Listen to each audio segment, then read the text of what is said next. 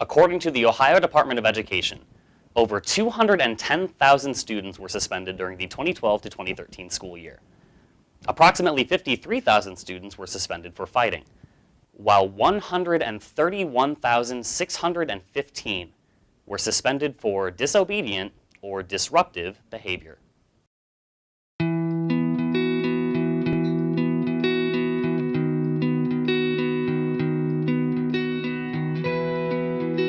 According to the Ohio Department of Education, black students are 5.2 times more likely to be suspended than their white peers. 1 of 6 Latino males will be incarcerated in his lifetime. During the 2010-2011 academic year, students with emotional disturbances or disabilities were 7.2 times more likely to be suspended than those without. 40% of students expelled from U.S. schools each year are black. Under Ohio's zero-tolerance policy, a 10-year-old kid named Nathan was suspended for pointing a finger and holding up his thumb. In the last school year, 419 students were suspended, and a total of 38 were expelled for doing the exact same thing. 70% of students who are involved in-school arrests or referred to law enforcement are black or Latino. 95% of out-of-school suspensions are for non-violent offenses, such as disruption, disrespect, tardiness, and dress code violation. 68% of all males in state and federal prison do not have a high school diploma. In Ohio's 8 largest urban school districts, black students are 4 times more likely to be given out-of-school suspension than white students. Chief Justice Earl Warren stated in his opinion on the ruling of Brown versus Board of Education, "In these days, it is doubtful that any child can be expected to succeed if he or she has been denied the opportunities of an education. Such an opportunity, where the state has undertaken to provide it, is a right that must be available to all on equal terms."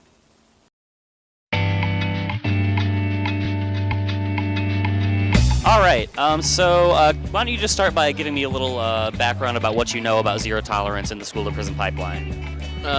Well, I just know that suspensions are becoming increasingly, more increased in schools for insignificant events. A child in elementary school, a little black girl being arrested for what essentially was like a temper tantrum, and they bring the police in and handcuffed her, which I thought was completely uncalled for. I think it's just a reflection of how we treat people in our society. I think that the zero tolerance policies are extremely impersonal. They have little to do with the actual behaviors that are happening that cause suspension. My understanding is that zero tolerance policies in schools have led to suspensions, expulsions, and even judicial sentencings for students. For a lot of students. So zero tolerance policies are any little minor infraction that happens. Basically, a student is punished, largely suspended for engaging in those behaviors. What impacts do you think that these policies have on the people who fall prey to them? I think as students fall out of school, they are more likely to become involved in alternative groups. Well, you're not going to get your education, and then you are probably going to most likely to drop out, or you're not going to get that support system. It targets a specific group of people. I think it's pretty unfair in the sense that disproportionately we're seeing black and brown youth targeted by this, and I think that's concerning.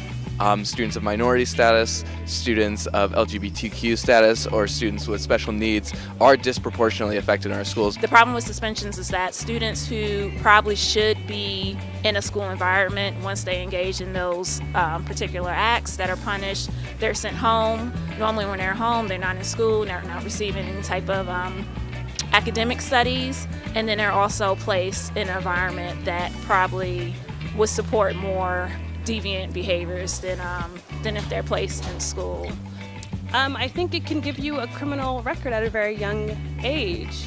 We can see that all these schools are pushing our children into prison.